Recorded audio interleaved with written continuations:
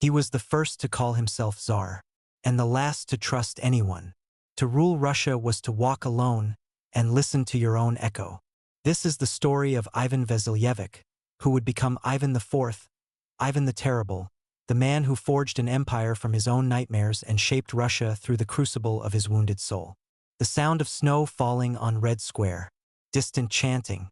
Our story begins not with conquest, but with loss. Not with power, but with powerlessness. In the bitter Moscow winter of 1530, in the fortress walls of the Kremlin, a child was born who would never know peace. The bells that rang for his birth would echo through corridors that would witness more blood than joy, more fear than celebration. Ivan Vasilyevich was born on August 25, 1530, to Grand Prince Vasily III and Elena Glinskaya. The Kremlin's walls had seen many princes born within their protection, but none would leave such a mark upon those ancient stones. His father, Vasily, was already in his 50s when Ivan arrived, a ruler who had spent decades consolidating the scattered Russian principalities into something resembling a unified state. The child who entered the world that day would complete that work, but at a cost that would haunt Russia for generations. Footsteps on stone floors, the rustle of heavy robes. The Moscow of Ivan's birth was a city caught between worlds. Byzantine traditions mixed with Mongol administrative practices, while Western European influences crept in through trade and diplomatic contact. The Kremlin itself was being rebuilt by Italian architects, its red brick walls rising to replace the white stone fortifications of earlier centuries.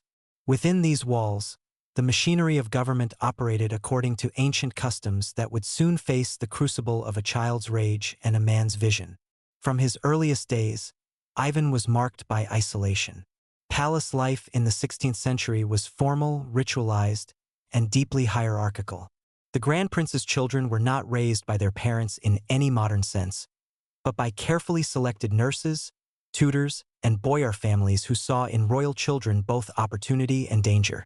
Ivan's earliest memories would have been of bowing servants, whispered conversations that stopped when he entered a room, and the constant awareness that he was different, special, and utterly alone. His father, Vasily III, was a distant figure even by the standards of royal parenthood. The Grand Prince spent his days managing the complex relationships between the growing Muscovite state and its rivals, the Lithuanian Commonwealth to the west, the Crimean Khanate to the south, and the fractious internal politics of the boyar families who still remembered when they ruled independent principalities. Vasily had waited decades for a legitimate heir, having divorced his first wife for her inability to produce children. Ivan's birth represented not just personal joy, but political necessity. The scratch of quill on parchment, distant thunder. The boy's earliest education followed the traditional pattern established for Russian princes. He learned to read using Church Slavonic texts, primarily the Psalms and other biblical books. The Russian Orthodox Church played a central role in royal education, not merely as a source of literacy, but as the foundation of political theory. Ivan learned early that the Prince of Moscow was not merely a secular ruler, but God's chosen representative on earth, accountable only to the Almighty for his actions.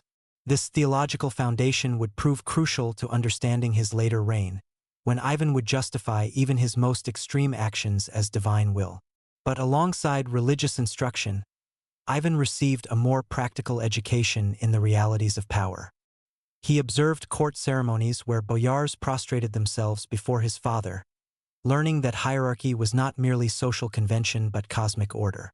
He watched as ambassadors from foreign courts presented gifts and negotiated treaties, understanding that diplomacy was often indistinguishable from theater. Most importantly, he absorbed the lesson that trust was dangerous, that even those closest to the throne might harbor ambitions that threatened royal authority. The comfortable, if isolated, world of Ivan's early childhood shattered on December 3, 1533, when Grand Prince Vasily III died suddenly after a brief illness. Ivan was 3 years old. In an instant, the boy found himself at the center of a political crisis that would define the rest of his life. The succession of a minor to the throne of Moscow created opportunities for ambitious boyar families and foreign enemies alike. The regency that formed around Ivan's mother, Elena Glinskaya, would prove to be a masterclass in the brutal realities of political power.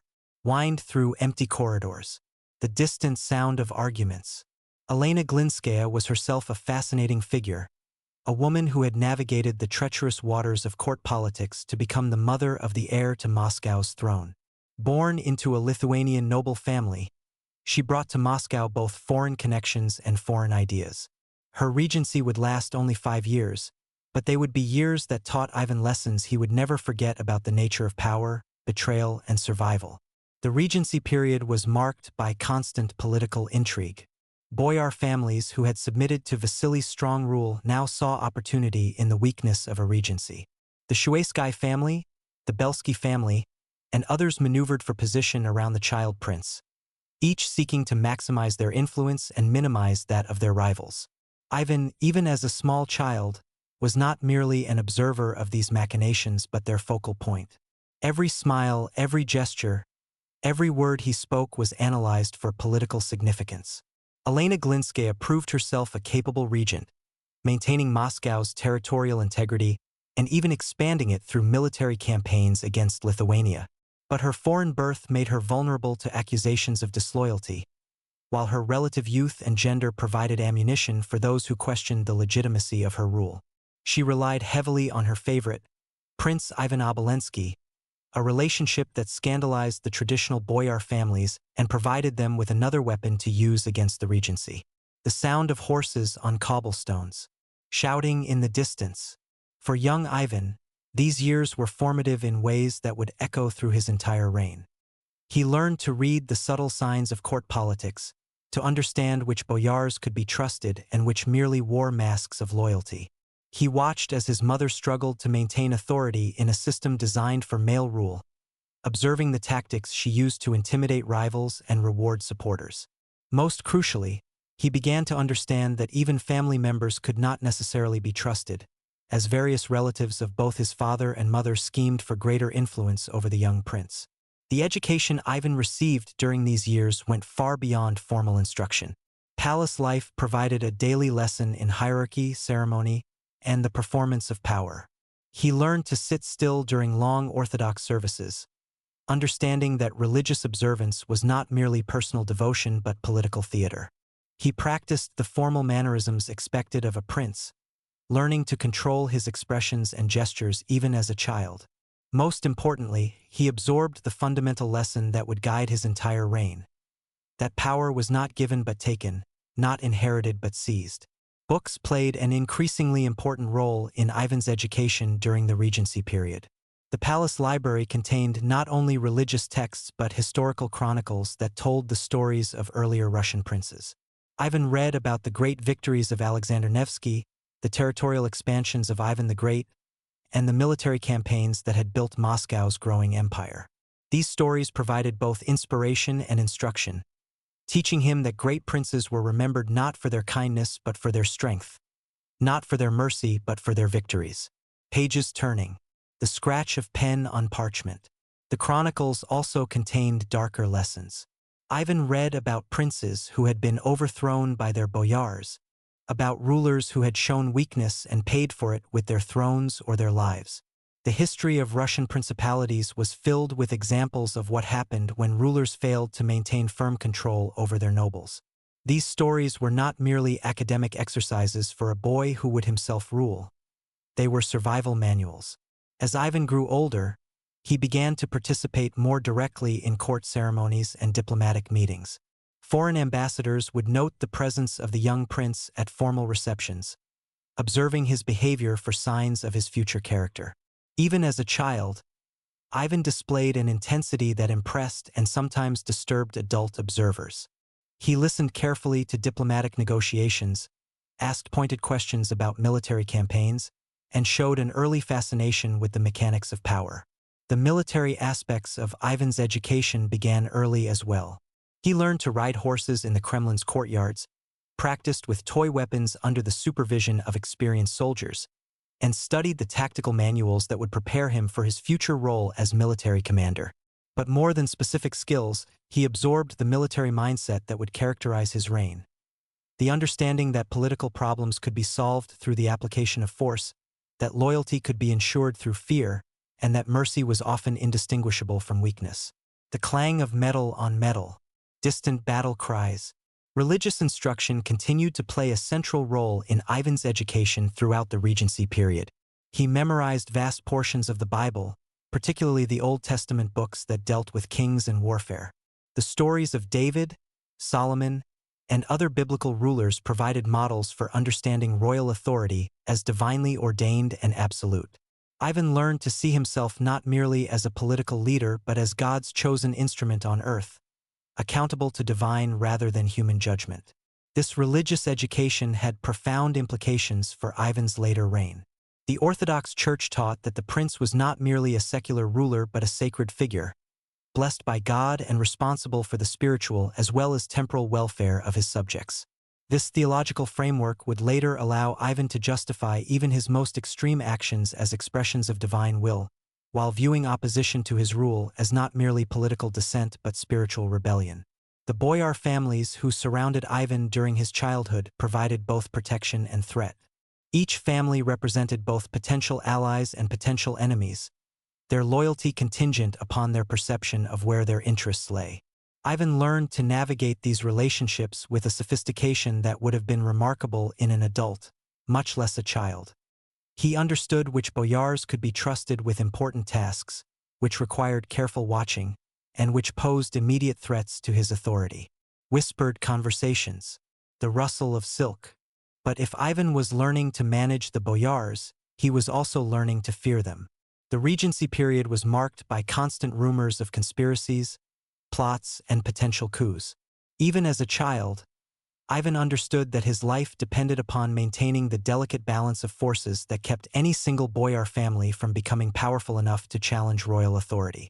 This understanding would later manifest itself in his creation of the Oprichnina, his personal guard force that would terrorize the traditional nobility. The palace itself became Ivan's universe during these years. The Kremlin's walls enclosed not just buildings but an entire world, complete with its own customs, hierarchies, and unspoken rules. Ivan learned to read the subtle signs that indicated shifts in political fortune, which boyars were invited to intimate dinners, whose advice was sought on important matters, who was relegated to ceremonial functions. This education in court politics would serve him well when he assumed personal rule, but it also reinforced his natural tendency toward suspicion and paranoia. Foreign relations provided another aspect of Ivan's education during the Regency period. He observed as his mother's government negotiated with Lithuanian ambassadors, managed relations with Crimean Tatar raiders, and attempted to maintain the complex balance of alliances that protected Moscow from its enemies.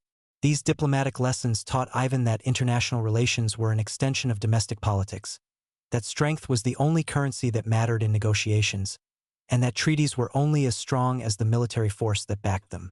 The sound of galloping horses, war drums in the distance.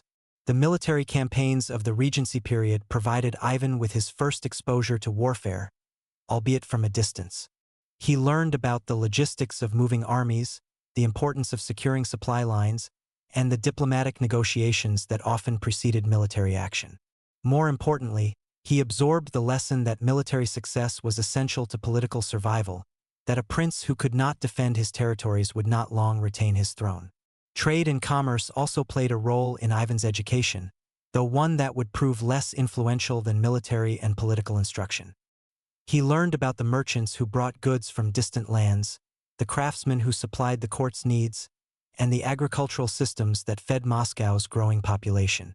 This economic education would later influence his policies regarding trade with Western Europe and his attempts to develop Russian manufacturing capabilities. The daily routine of palace life provided its own education in the nature of absolute rule.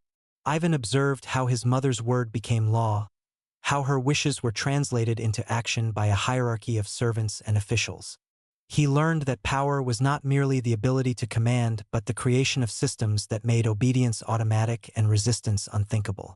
This understanding would later manifest itself in his development of administrative systems that centralized authority to an unprecedented degree. Bells tolling, the sound of rain on stone. Art and culture also played a role in Ivan's education, though always with political overtones.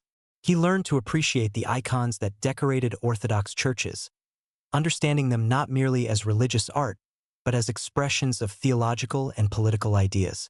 The palaces he lived in were themselves political statements, their grandeur designed to impress foreign ambassadors and domestic rivals alike. This appreciation for the political dimensions of culture would later influence his patronage of artists and writers who celebrated his reign. As Ivan approached his teenage years, the regency period that had shaped his early childhood was drawing to a close. His mother, Elena Glinskaya, had managed to maintain stability and even expand Moscow's territories. But the fundamental tensions that had marked the regency remained unresolved. The boyar families continued to maneuver for position. Foreign enemies continued to threaten Moscow's borders, and the young prince continued to absorb lessons about power, betrayal, and survival that would define his approach to rule. The death of Elena Glinskaya in 1538, when Ivan was only 8 years old, marked another crucial turning point in his development. Like his father's death 5 years earlier, his mother's sudden illness and death created a power vacuum that ambitious boyar families rushed to fill. But this time, Ivan was old enough to understand what was happening, old enough to feel the terror and rage that would characterize his later reign. Thunder rolling across empty plains, the sound of weeping. The circumstances of Elena's death remained mysterious, fueling suspicions that would haunt Ivan for the rest of his life. Some contemporaries suggested that she had been poisoned by rival boyar families, while others attributed her death to natural causes. For Ivan, the specific cause mattered less than the result. He was now truly alone, an 8-year-old boy surrounded by adults who saw him as either a tool to be used or an obstacle to be removed. The period immediately following Elena's death would prove to be the most traumatic of Ivan's childhood. The regency that had provided some stability collapsed into open competition between boyar families. The Shuaysky family emerged as the dominant force, but their rule was marked by the same kind of factional fighting that had characterized earlier periods. For Ivan, these years represented not just political instability but personal abandonment. Contemporary accounts suggest that Ivan was often neglected during this period, sometimes lacking adequate food or clothing, while the boyar families who were supposed to care for him focused on their own political maneuvering. He would later write that he and his brother Yuri were treated like foreign prisoners of war, ignored by their supposed protectors and left to fend for themselves in the vast, cold corridors of the Kremlin. Wind through empty halls, distant arguments. These experiences of neglect and abandonment would prove crucial to understanding Ivan's later reign. The 8-year-old boy who was ignored by his supposed protectors became the adult ruler who trusted no one, who saw betrayal everywhere, and who used terror as a tool to ensure loyalty. The lessons Ivan learned during these dark years were not about governance or diplomacy, but about survival and revenge. Yet even during this period of personal trauma, Ivan's education continued. He had access to books, and reading became both escape and instruction. He devoured the chronicles of earlier Russian princes, the lives of saints, and the theological treatises that explained the divine nature of royal authority. These texts provided both comfort and ammunition, teaching him that his sufferings were temporary while his destiny was eternal. The religious dimension of Ivan's education became particularly important during these years. Orthodox theology taught that suffering was often God's way of testing the righteous, that persecution by enemies was a sign of divine favor rather than abandonment. Ivan learned to see his mistreatment by the boyars not as evidence of his powerlessness but as preparation for his future greatness. This theological framework would later allow him to justify his own persecution of others as divine justice. As Ivan approached adolescence, his isolation began to breed not just suspicion but active hatred for those who had mistreated him.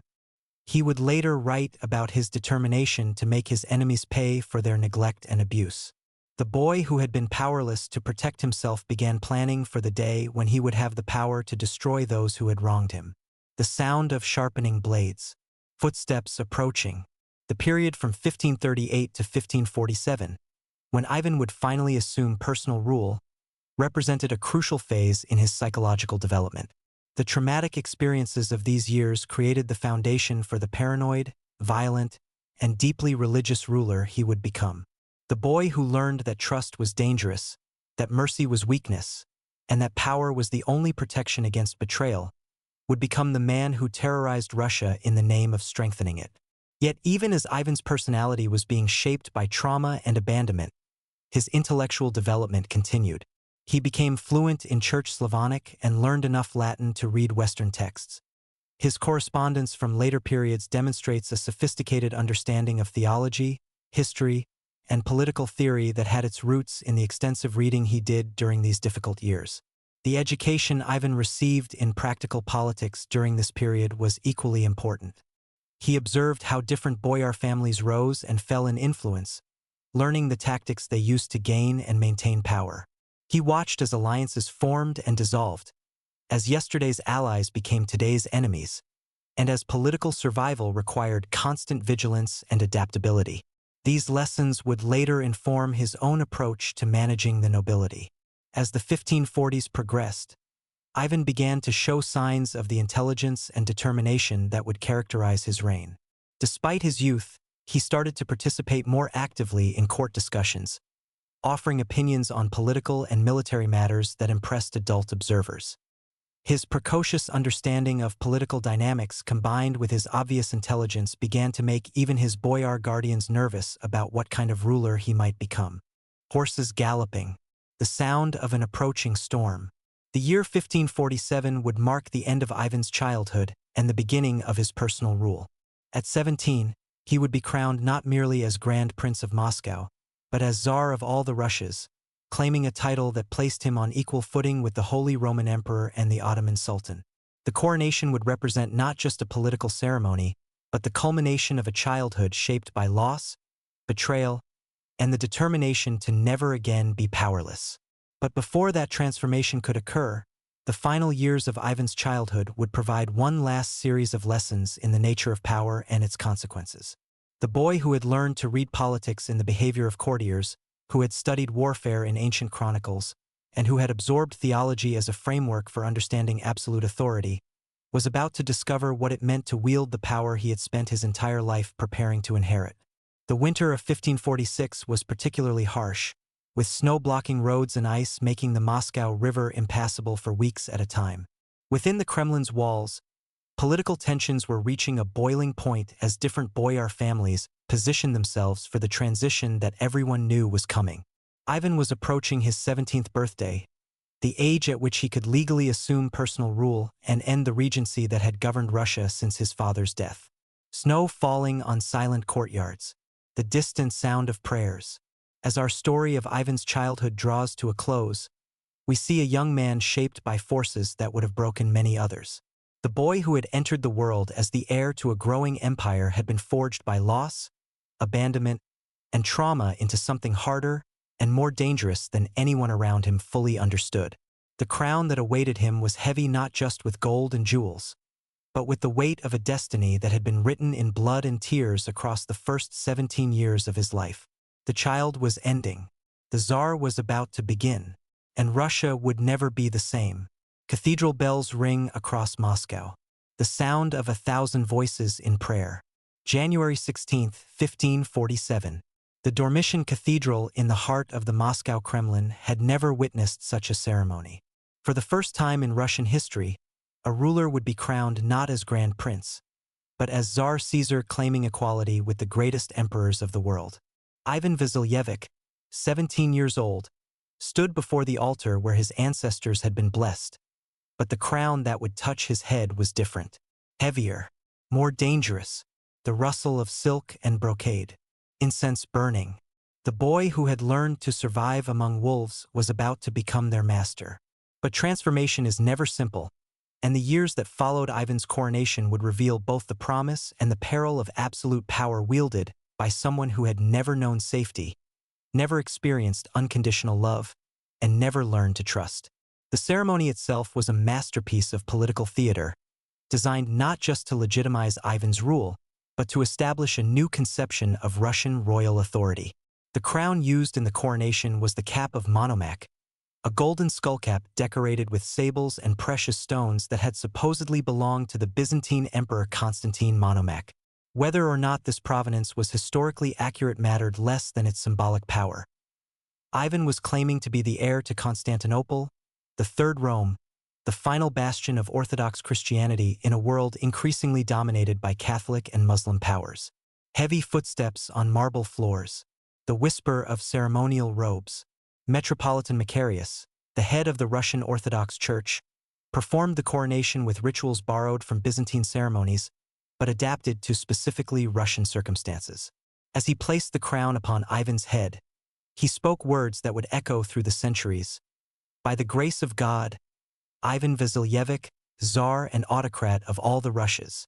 The title was not merely ceremonial but revolutionary, claiming authority over all Orthodox Slavic peoples, whether they lived within Moscow's borders or beyond them. The teenage Ivan who accepted the crown was no longer the neglected child who had cowered before boyar politicians. 17 years of harsh education had produced a young man of remarkable intelligence, deep religious conviction, and barely contained rage. Contemporary accounts describe him as tall and strong, with piercing eyes that seemed to look through rather than at the people around him. He had learned to control his expressions, to speak with careful precision, and to project an authority that made grown men uncomfortable. But beneath this carefully constructed facade lay currents of emotion and ambition that would soon reshape the Russian state. Ivan had spent his childhood studying the chronicles of earlier rulers, learning not just their successes but their failures. He understood that previous grand princes of Moscow had achieved greatness through expansion, centralization, and the ruthless elimination of rivals. The crown he now wore was both opportunity and obligation to surpass them all. The scratch of quills on parchment. Distant thunder. The first years of Ivan's personal rule were marked by a remarkable series of reforms that demonstrated both his intelligence and his understanding of statecraft. Working with a circle of advisors who would later be known as the Chosen Council, Ivan embarked on a systematic restructuring of Russian government, law, and military organization that would transform Moscow from a regional power into an empire capable of challenging its neighbors. The legal reforms began almost immediately after the coronation.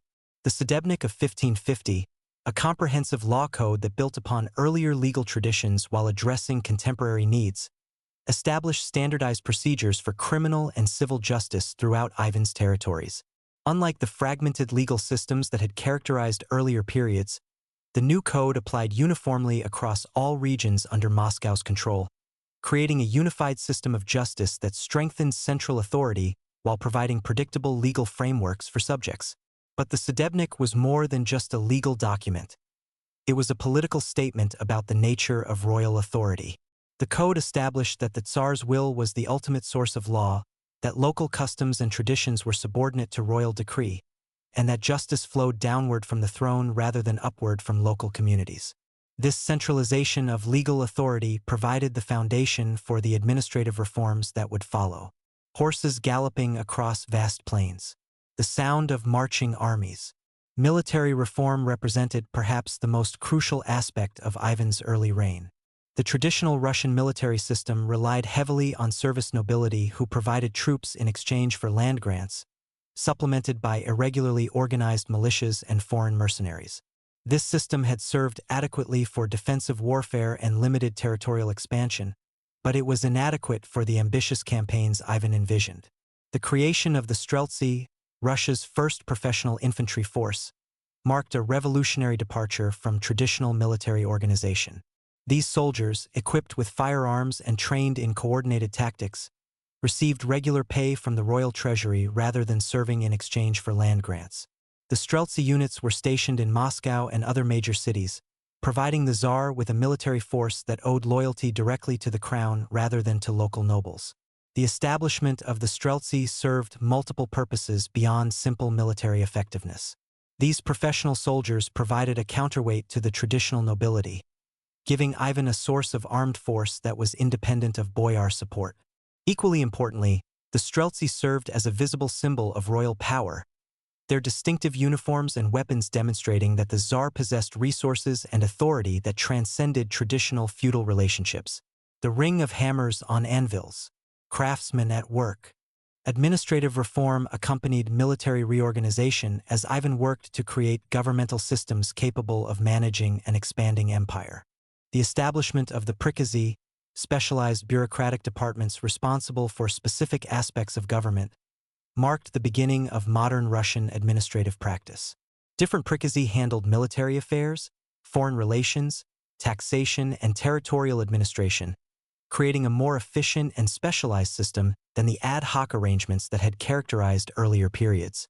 The personnel staffing these new administrative systems represented a significant departure from traditional practice.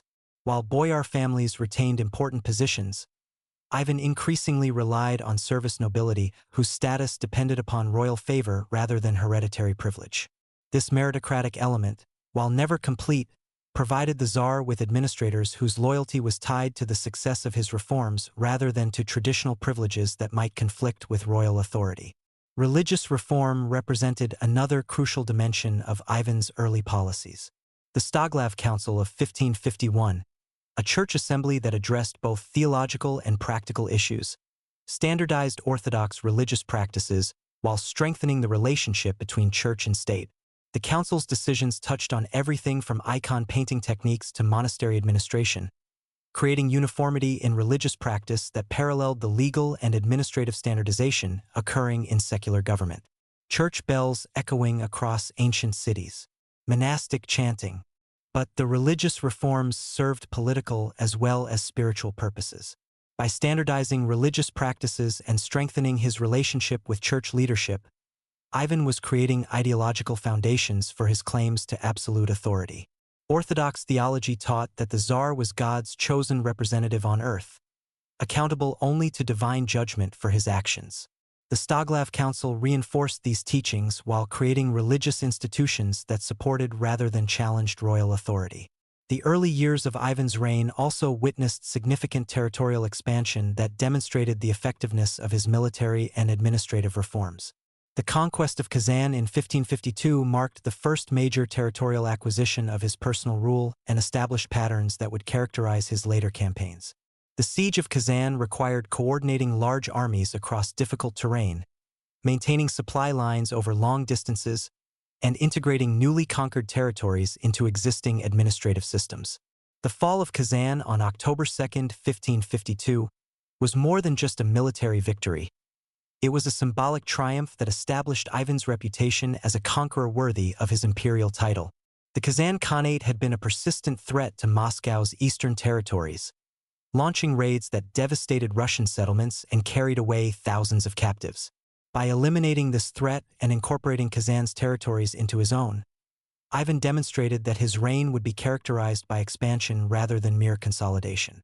War drams beating. The clash of steel on steel. The conquest of Astrakhan in 1556 completed Ivan's control over the Volga River Valley and opened routes for expansion into Siberia. Like the Kazan campaign, the Astrakhan expedition demonstrated the effectiveness of the military reforms while providing economic benefits that helped finance further expansion. Control of the Volga trade routes generated revenues that could support the professional military forces and expanded bureaucracy that Ivan was creating. But territorial expansion brought challenges as well as opportunities. The newly conquered territories contained diverse populations with different religious traditions, legal systems, and cultural practices. Integrating these areas into the Russian state required developing administrative techniques for managing ethnic and religious diversity while maintaining central control. Ivan's approach to this challenge would evolve throughout his reign, but the early emphasis was on accommodation rather than forced assimilation. Personal relationships played a crucial role in shaping Ivan's policies during these early years of personal rule.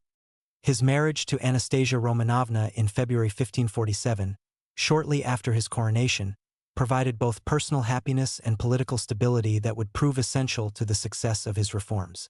Anastasia came from a noble family that had served Moscow loyally for generations, and her influence on Ivan appears to have been consistently moderating and stabilizing. Gentle music from palace chambers, laughter echoing through halls. Contemporary accounts suggest that Anastasia was one of the few people who could influence Ivan's decisions without triggering his suspicions or anger. Their relationship provided him with the emotional security that had been missing throughout his traumatic childhood, while her presence at court helped maintain the political alliances necessary for effective governance. The children born from their marriage, Anna in 1549, Maria in 1551, and Dmitri in 1552, gave Ivan a sense of dynastic continuity that reinforced his commitment to building institutions that would outlast his own reign. The chosen council that advised Ivan during these years represented a remarkable group of individuals who combined loyalty to the crown with competence in their respective areas of expertise. Alexei Adashev, who served as Ivan's closest advisor, came from a modest noble family but possessed exceptional administrative abilities and a deep understanding of both domestic and foreign policy challenges. Sylvester, a priest who served as Ivan's spiritual advisor, provided religious counsel while helping to coordinate the church reforms that strengthened royal authority. These advisors shared Ivan's vision of a centralized, efficiently administered state capable of competing with the great powers of Europe and Asia. They understood that achieving this vision required not just military conquest but systematic reform of legal, administrative, and military institutions. Most crucially, they managed to channel Ivan's intelligence and ambition in constructive directions while providing the emotional support and practical guidance that enabled him to function effectively as a ruler. The rustle of maps being unfolded. Stratégique discussion.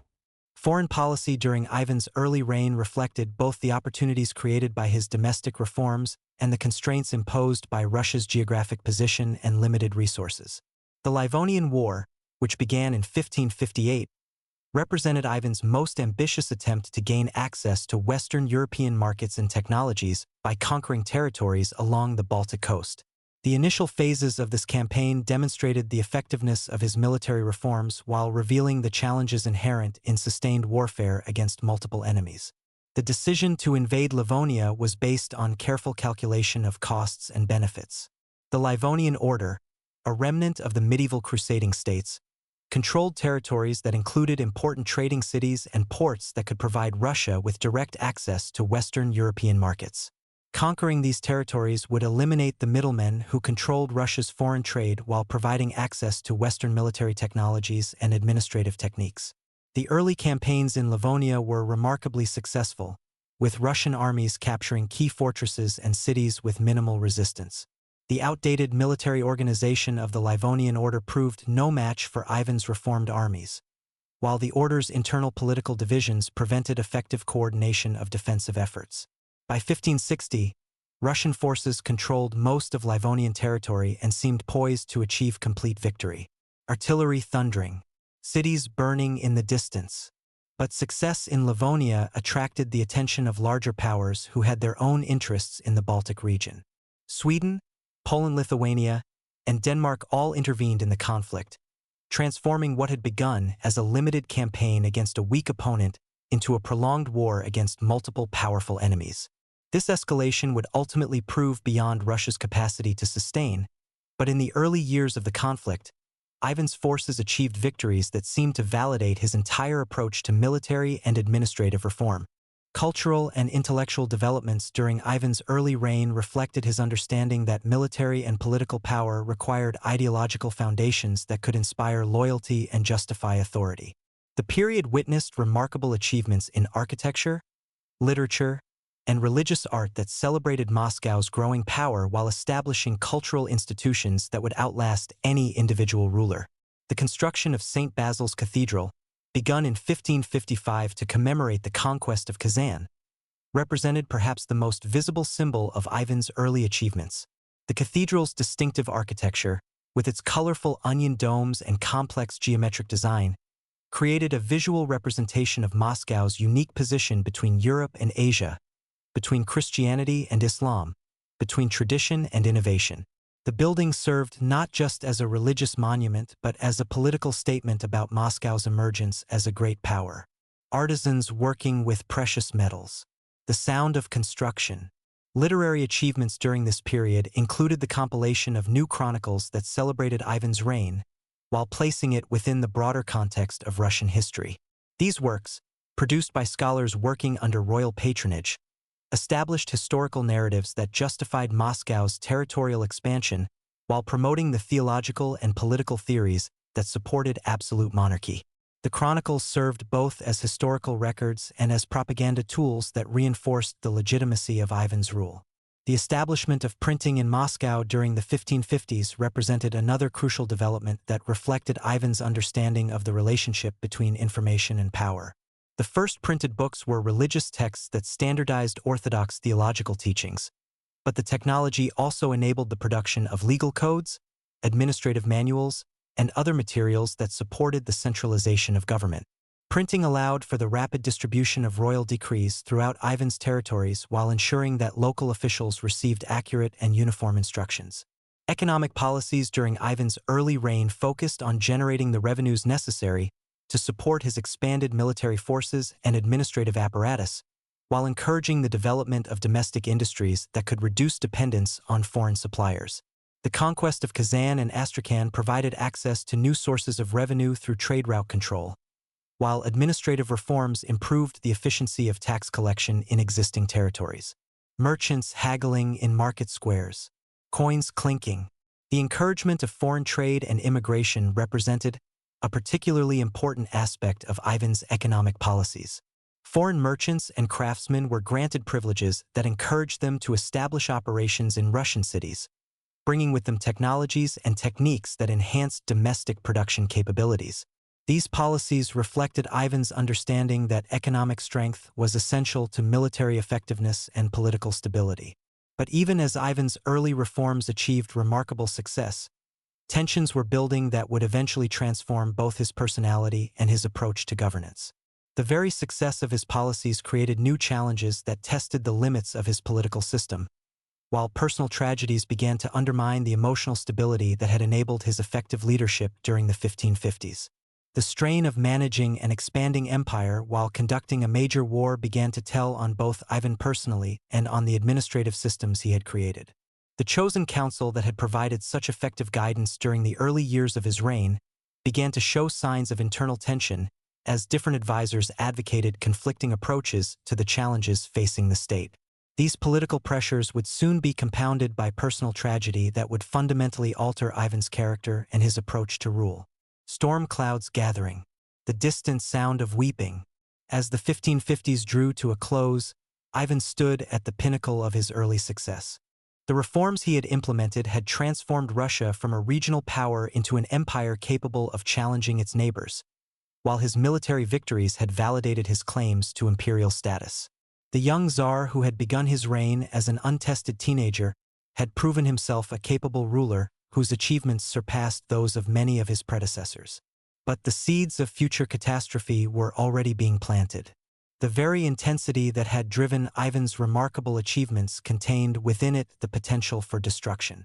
The suspicions learned in childhood, temporarily held in check by success and happiness, would soon reassert themselves with devastating consequences. The boy who had learned that trust was dangerous was about to become the man who would trust no one, not even those who loved him most. The transformation that would turn Ivan the Reformer into Ivan the Terrible was about to begin. And when it came, it would be triggered not by political failure but by personal loss so devastating that it would shatter the careful emotional balance that had made his early successes possible. The crown that had brought him glory was about to become a burden too heavy for any mortal to bear alone. Thunder rolling across empty steppes, rain beating against palace windows. August 7, 1560. The Kremlin's bells tolled a funeral dirge that seemed to echo from the very foundations of the earth. In the royal chambers where laughter had once filled the corridors, now there was only silence broken by the sound of a man's grief. Anastasia Romanovna, the woman who had been Ivan's anchor in a storm-tossed world, lay dead at the age of 29.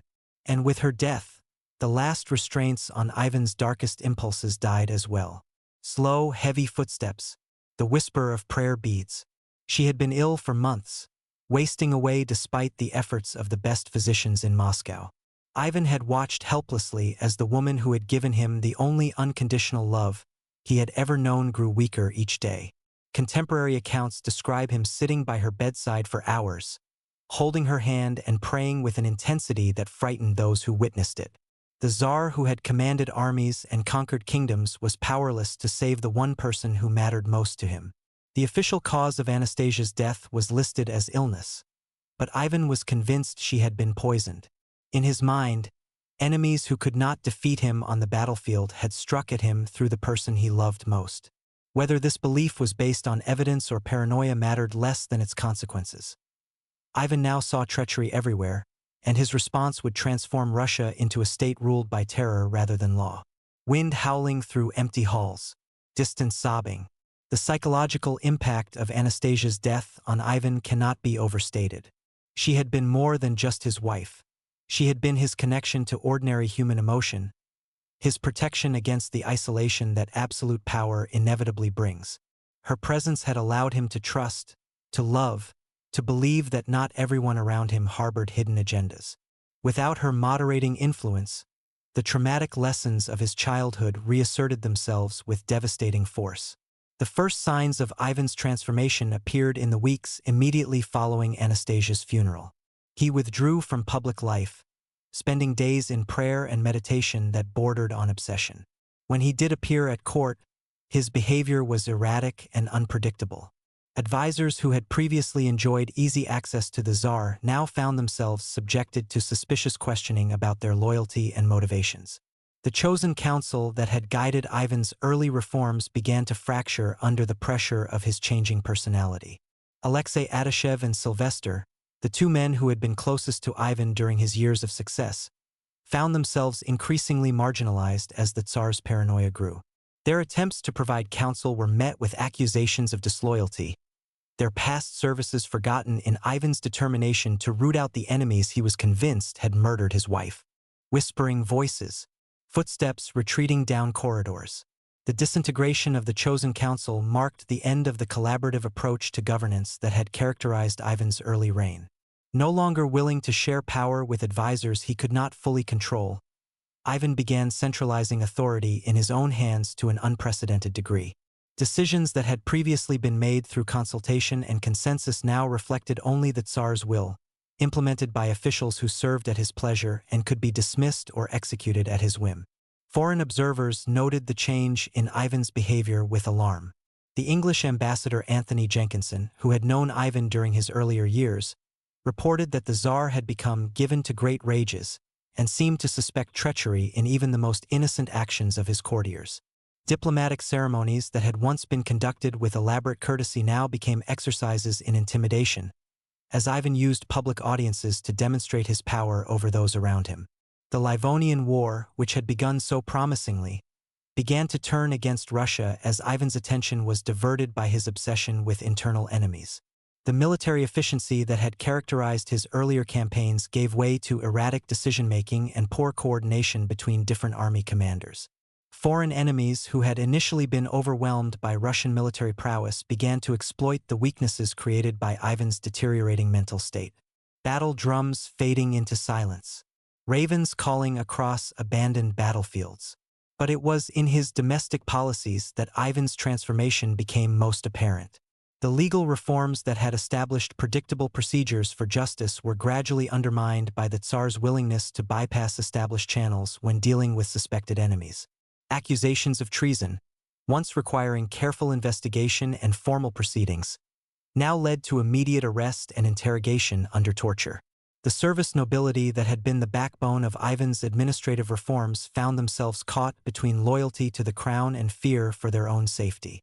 Many of the reforms that had strengthened the Russian state continued to function, but they now operated within an atmosphere of suspicion and terror that undermined their effectiveness. Officials who had once taken initiative in solving problems now waited for explicit instructions, afraid that independent action might be interpreted as disloyalty. Religious observance, which had always been important to Ivan, became an obsession that dominated his daily routine.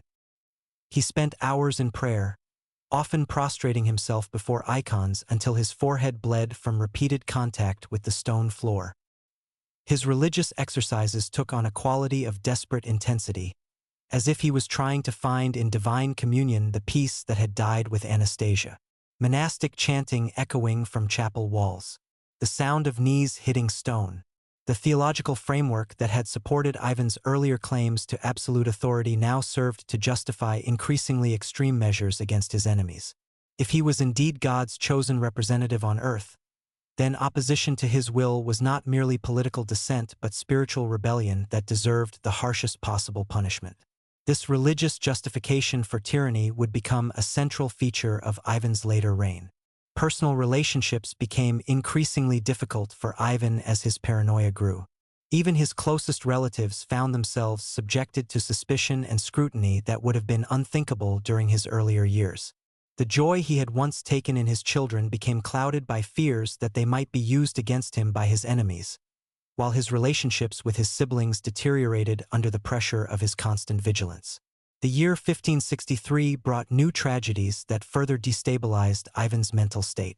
His infant son Vasily died, followed shortly by his brother Yuri, leaving Ivan without the immediate family connections that had provided some emotional support.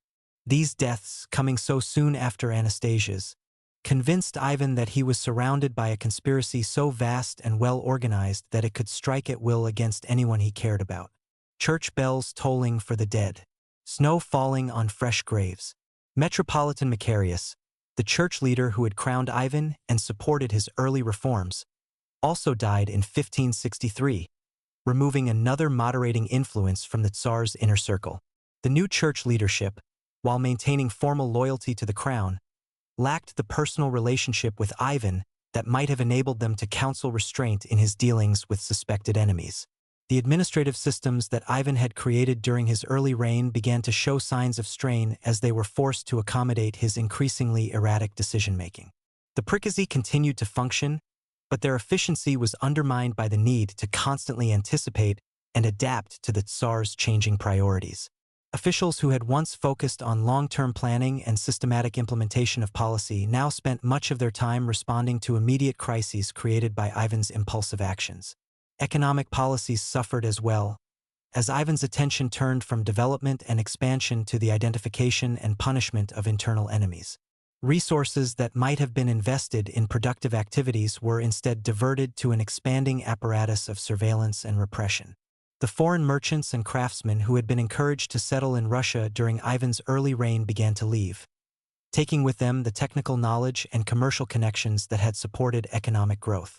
Merchants packing their wagons, gates creaking shut. The nobility's relationship with the crown underwent a fundamental transformation during this period.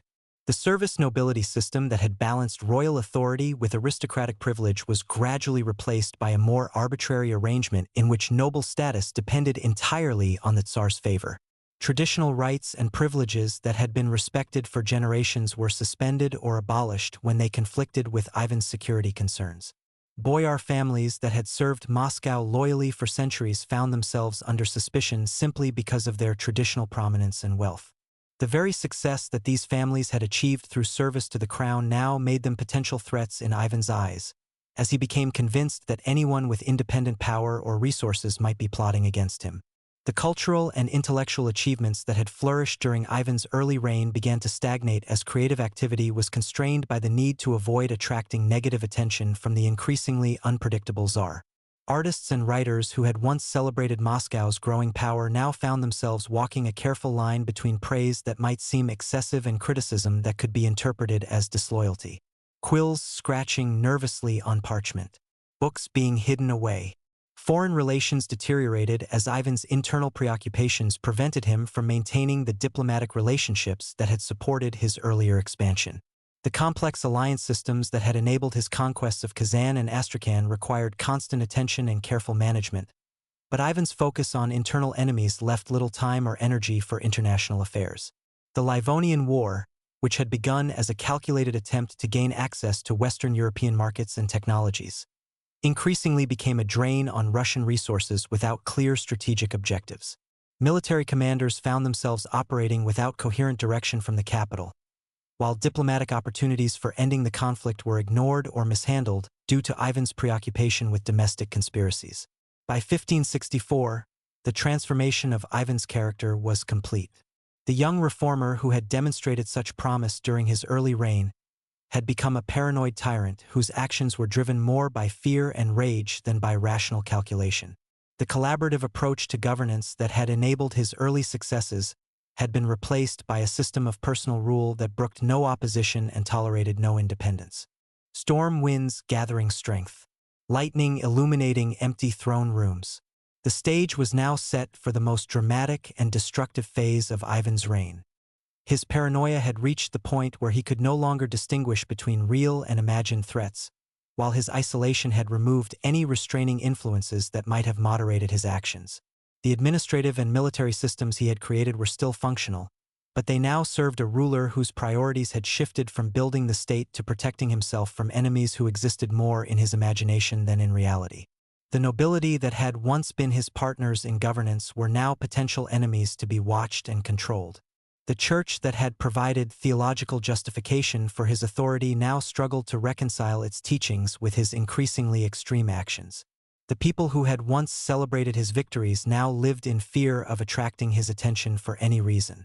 Most ominously, Ivan had begun to contemplate solutions to his security concerns that would have been unthinkable during his earlier years. If the traditional nobility could not be trusted, perhaps it needed to be replaced entirely. If the established systems of government could not guarantee his safety, perhaps they needed to be swept away and rebuilt according to his own design. If Russia itself could not provide the security he craved, perhaps he needed to create a new state within the state, one that owed loyalty only to him. Footsteps approaching the throne. The sound of plans being made. The year 1565 would witness the implementation of these radical ideas in the form of the Oprichnina, Ivan's attempt to create a parallel state structure that would be completely under his personal control. This institution would represent the culmination of his transformation from reforming czar to tyrannical despot, marking the beginning of a reign of terror that would traumatize Russia for generations. But even as Ivan prepared to unleash unprecedented violence against his own people, he remained convinced that he was acting in defense of legitimate authority against treasonous conspiracy. The theological framework that had once supported his constructive reforms now provided justification for destruction on a scale that would shock even his contemporaries. The crown that had brought him such glory was about to become an instrument of terror that would make his name synonymous with tyranny. The boy who had learned not to trust was about to teach an entire nation the same lesson. And the price of that education would be paid in blood, tears, and the destruction of the very foundations upon which his earlier achievements had been built. Ivan the Reformer was dead, killed by grief and paranoia. In his place stood Ivan the Terrible, and his reign of terror was about to begin. Black horses galloping through the night, the sound of dogs howling. December 1564. Snow fell heavily on the Moscow roads as a convoy of sleighs departed the Kremlin in the dead of night. IV Vasilyevich, Tsar of all the Russias, was fleeing his own capital, but this was no ordinary retreat. In the sleighs rode not just a ruler, but a man who had devised a plan so radical, so unprecedented, that it would remake the very nature of Russian government and society. He was heading to Alexandrov, a monastery settlement 60 miles from Moscow, where he would establish what amounted to a parallel state, and from there, he would unleash a reign of terror that would traumatize Russia for generations. Wind whistling through bare trees, the creak of wooden wheels on frozen ground. The departure from Moscow was Ivan's masterstroke of political theater. By abandoning his capital and taking with him the royal treasury, the state archives, and his most trusted guards, he created a constitutional crisis that forced the Russian elite to confront a terrible choice: submit to his conditions for return, or watch the state collapse entirely. It was extortion on a national scale, and it worked. From Alexandrov, Ivan sent 2 letters that would change Russian history forever. The first, addressed to the Metropolitan and the boyars, accused them of treason, corruption, and conspiracy against the crown. He listed their crimes in exhaustive detail: their mistreatment of him during his childhood, their alleged poisoning of Anastasia, their failures in the Livonian War, their theft of state resources. Most devastatingly, he announced that he was abdicating his throne rather than continue to rule over such treacherous subjects. Thunder rolling across empty palaces. The sound of weeping. The second letter, read aloud in Moscow's streets to assembled crowds, carried a different message. To the common people, merchants, artisans, peasants, Ivan declared that he held no anger. His quarrel was not with them, but with the nobility and clergy who had betrayed their rightful sovereign. This calculated division of his subjects served a crucial purpose. It isolated the elite while maintaining popular support for his eventual return. The reaction in Moscow was immediate and exactly what Ivan had anticipated. The boyars, faced with the prospect of governing without royal authority, while surrounded by a population that blamed them for the Tsar's departure. Panicked. Trade ground to a halt, administrative functions ceased, and rumors of popular uprising began to circulate. Within weeks, a delegation of the highest-ranking nobles and clergy made the journey to Alexandrov to beg Ivan to return. But Ivan's price for return was unprecedented in Russian history. He demanded the right to create the Oprichnina, literally the set-apart, a portion of the Russian state that would be under his direct personal control, exempt from traditional laws and customs. In the Oprichnina, Ivan would rule as absolute despot, free to confiscate property, exile or execute enemies, and reorganize society according to his will. The rest of Russia, known as the Zemshchina, would continue under traditional administration, but its authority would be subordinate to that of the Oprichnina. Black banners fluttering in winter wind, the sound of oaths being sworn. The boyars, desperate to restore some semblance of normal government, agreed to Ivan's terms in February 1565. They had no choice. The alternative was the complete collapse of the Russian state. But in accepting the Oprichnina, they were signing their own death warrants and condemning Russia to 7 years of terror that would destroy the traditional nobility and transform the nature of Russian society forever. Ivan's return to Moscow in February 1565 marked the beginning of the most violent period in Russian history before the 20th century. The Tsar, who had once worked collaboratively with advisors and respected established customs, now ruled through fear, caprice, and systematic violence. The Oprichnina became a state within a state, complete with its own territory, its own army, and its own twisted version of law and order. The territorial division of Russia between Oprichnina and Zemshchina created a surreal situation where a single country operated under two completely different systems of government. The Oprichnina initially encompassed about half of Russian territory, including some of the wealthiest regions and most important cities. Within these areas, Ivan's word was absolute law, and traditional property rights, legal procedures, and social hierarchies were abolished at his whim. Maps being redrawn, property deeds burning. The enforcers of Oprichnina rule were the Oprichniki, Ivan's personal guard and the agents of his terror. These men, numbering initially about 1,000 but eventually growing to 6,000, swore personal loyalty to Ivan and renounced all other ties, to family, friends, or traditional obligations. They dressed in black, rode black horses, and carried distinctive symbols: a dog's head and a broom, representing their role as Ivan's hunting hounds who would sweep away his enemies. The Oprichniki were drawn from various social backgrounds, but what united them was their willingness to commit any act in service of their master. Minor nobles seeking advancement, displaced persons with grievances against the established order, foreign mercenaries, and simple criminals all found places in this new elite. Their loyalty was purchased through grants of confiscated property and the promise of immunity from prosecution for any crimes committed in Ivan's service. The psychological profile of the typical Oprichnik reveals much about the nature of Ivan's terror state. These were men who had broken all normal social bonds and moral constraints in exchange for power and protection. They formed a brotherhood of violence united only by their service to Ivan and their mutual complicity in crimes that grew more horrific with each passing year. Leather boots marching in formation, steel weapons being sharpened. The first major action of the Oprichnina was the systematic elimination of the most prominent boyar families. Ivan had compiled lists of nobles he considered disloyal, and these men and their families were now subjected to arrest, torture, and execution on an unprecedented scale. The Shuaysky family, the Belsky family, and dozens of others that had dominated Russian politics for centuries were virtually exterminated within a few years. The methods employed by the Oprichniki in these purges were designed not just to eliminate enemies but to terrorize potential opposition into submission. Public executions became elaborate spectacles of cruelty, with victims subjected to various forms of torture before death.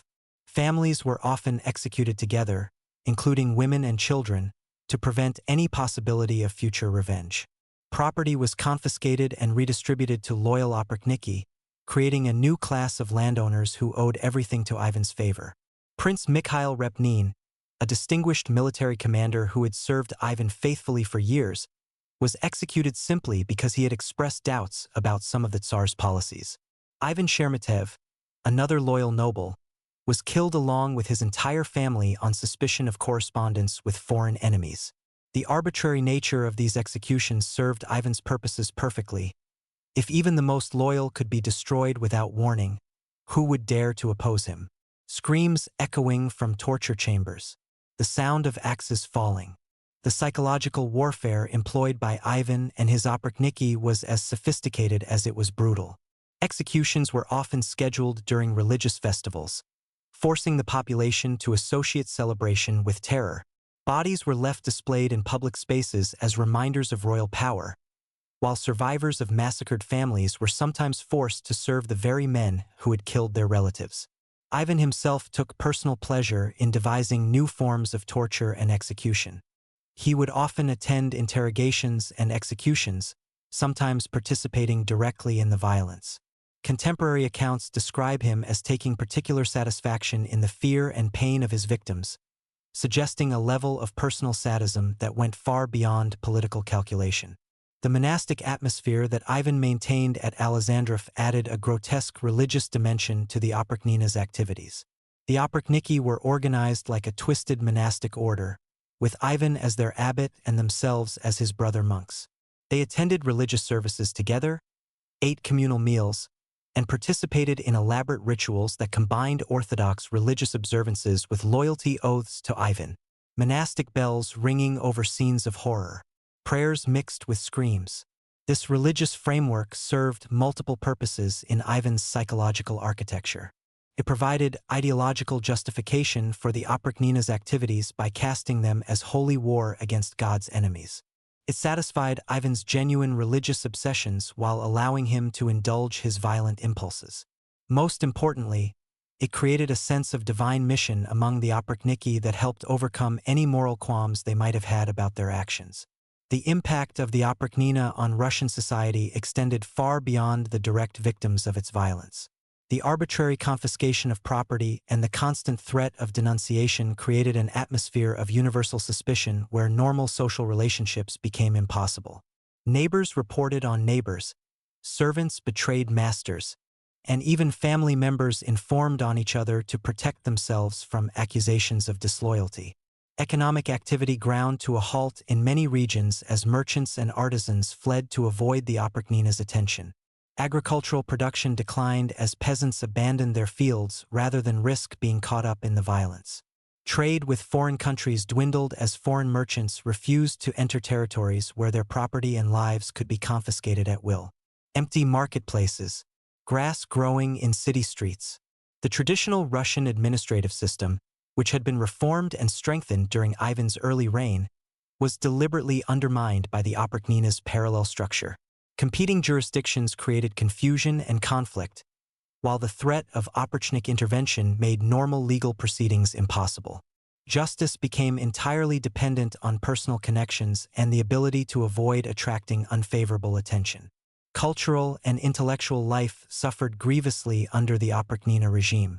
Writers, artists, and scholars who had flourished during Ivan's early reign either fled the country or retreated into silence. The libraries and schools that had been established to support Ivan's earlier reforms were abandoned or destroyed. The printing press that had been introduced to spread learning was used primarily to produce propaganda justifying the Oprichnina's activities. Religious institutions, despite their formal support for Ivan's rule, also suffered under the Oprichnina system.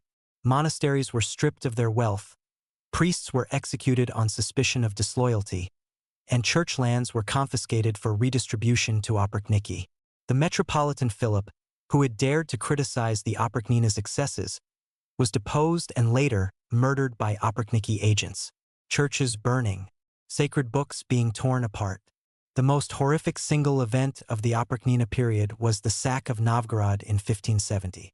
Based on suspicions that the city was planning to defect to Lithuania, Ivan led an army of Oprichniki in a systematic destruction of one of Russia's oldest and most prosperous cities. The massacre lasted for weeks, with thousands of civilians tortured and killed while the city's wealth was looted and its buildings burned. The Novgorod massacre revealed the full extent of Ivan's paranoia and the Oprichnina's capacity for destruction. Entire families were thrown into the freezing Fokhov River, while survivors were forced to watch the execution of their relatives. The city's archives, containing centuries of historical records, were destroyed, while its artistic treasures were either stolen or burned. The economic and cultural center that had competed with Moscow for centuries was reduced to a ghost town. Contemporary accounts of the Novgorod massacre describe scenes of horror that shocked even hardened observers. Children were tortured in front of their parents, women were raped before being killed, and men were subjected to elaborate tortures before execution. The Oprichniki competed with each other in devising new forms of cruelty, while Ivan himself participated enthusiastically in the violence. Rivers running red, smoke rising from ancient buildings. The international response to Ivan's reign of terror was uniformly negative, isolating Russia from the European community just as the country needed foreign support for its ongoing wars. Foreign ambassadors reported on the Oprichnina's activities with horror and disgust, while merchants and diplomats who had once sought Russian trade and alliance now avoided contact with Ivan's regime. The Livonian War, which had begun with such promise during Ivan's early reign, became a disaster under the Oprichnina system. Military resources were diverted to internal repression, while experienced commanders were executed on suspicion of disloyalty. The army's morale collapsed as soldiers realized that military success provided no protection against arbitrary punishment, while foreign enemies took advantage of Russia's internal chaos to reclaim lost territories. Economic indicators from the Oprichnina period reveal a country in systematic decline. Tax revenues fell dramatically as taxable wealth was destroyed or confiscated, while the costs of maintaining the Oprichnik forces drained the royal treasury. Regions that had prospered under Ivan's early reforms were reduced to poverty and depopulation, while foreign trade virtually ceased in many areas. Empty granaries. Abandon village. The psychological impact of the Oprichnina on Ivan himself was as devastating as its impact on Russian society. The constant violence and paranoia that he had created consumed him, making normal human relationships impossible and trapping him in a cycle of suspicion and cruelty that fed on itself. The man who had once enjoyed hunting and reading now found pleasure only in inflicting pain on others. Ivan's personal relationships during this period reveal the complete breakdown of his emotional capacity. He married several times after Anastasia's death, but these relationships were marked by suspicion, violence, and manipulation rather than affection. His treatment of his children became increasingly erratic and abusive, while his relationships with his courtiers were characterized by arbitrary favor and sudden punishment. The religious obsessions that had provided some stability during Ivan's earlier years became twisted during the Oprichnina period into elaborate rituals of penance that served only to justify further violence. Ivan would spend hours in prayer after participating in torture sessions, apparently believing that his religious observances absolved him of responsibility for his actions. This cycle of violence followed by religious ritual became a central feature of his daily routine. Prayers echoing from blood-stained chapels, candles flickering over implements of torture. By 1571, even Ivan began to recognize that the Oprichnina was destroying the very foundations of the Russian state. Military defeats, economic collapse, and the virtual extinction of the traditional nobility had weakened Russia to the point where it could barely defend itself against foreign enemies. The system that Ivan had created to protect himself had instead made him more vulnerable than ever before. The Crimean Tatar raid of 1571, which reached Moscow itself and burned large portions of the city, revealed the military bankruptcy of the Oprichnina system.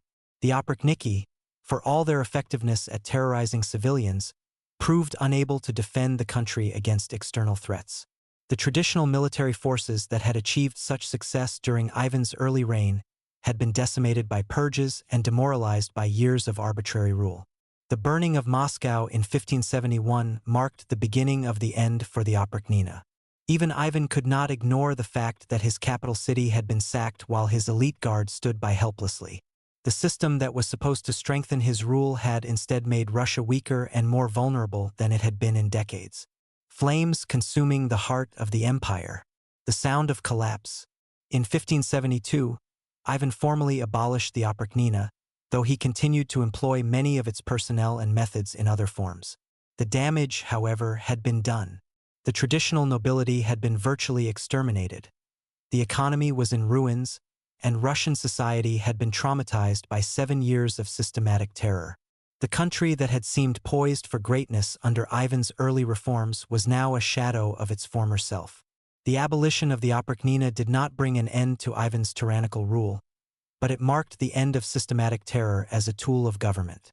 The remaining years of his reign would be characterized by military disasters, continued paranoia, and the gradual recognition that the price of his security had been the destruction of everything he had once sought to protect.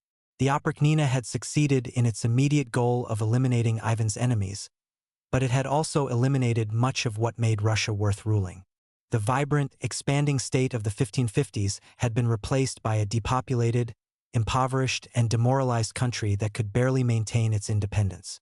Ivan had won his war against the nobility, but in doing so, he had lost Russia itself. The legacy of the Oprichnina would haunt Russia for centuries, establishing precedents for state terror and arbitrary rule that would be revived by later rulers. The lesson that Ivan taught through 7 years of violence, that absolute power could be maintained through fear alone, would echo through Russian history long after his death. The boy who had learned not to trust had created a state where trust was impossible, and the consequences of that lesson would outlive not just Ivan himself, but the dynasty he had fought so desperately to preserve. Wolves howling in the distance, the sound of an empire crumbling. The Moscow that Ivan surveyed from his palace windows in 1572 bore little resemblance to the proud capital of his early reign. Entire districts lay in ruins from the Crimean Tatar raid, their blackened foundations a monument to the military incompetence that the Oprichnina had bred. The streets that had once bustled with merchants and craftsmen from across Europe now echoed with the footsteps of beggars and the homeless. The Tsar who had once dreamed of making Russia the equal of any European power now ruled over a wasteland of his own creation. Wind through abandoned buildings, footsteps on broken stone. But if Ivan noticed the devastation around him, he gave no sign of understanding his role in creating it. The abolition of the Oprichnina had not brought self-reflection or repentance, only a different form of the same paranoid tyranny that had characterized his rule since Anastasia's death. The formal structures of terror might have been dismantled, but the psychology that had created them remained intact, and it would manifest itself in new and increasingly desperate ways.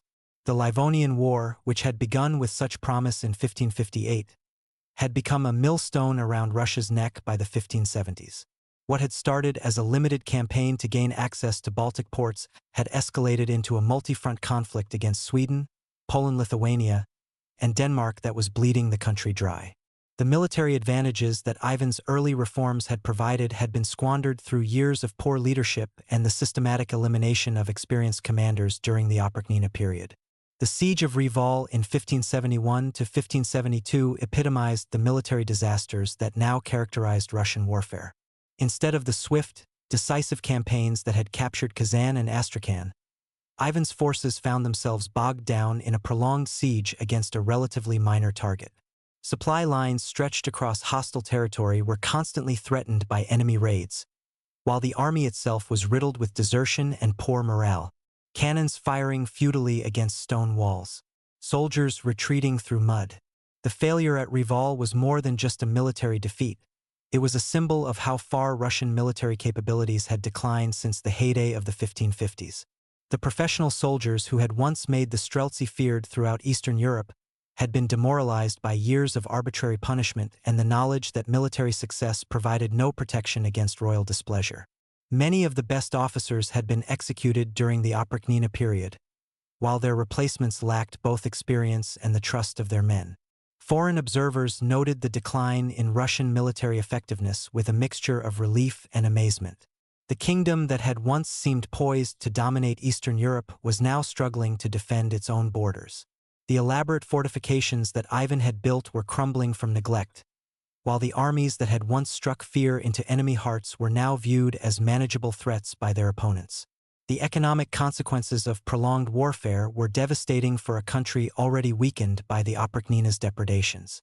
The tax burden required to support military operations had reached crushing levels, while the population needed to pay those taxes had been decimated by years of violence and displacement.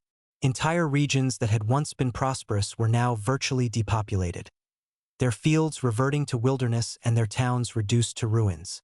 Empty markets, grass growing in palace courtyards, Ivan's response to these mounting disasters was to intensify rather than moderate his tyrannical rule.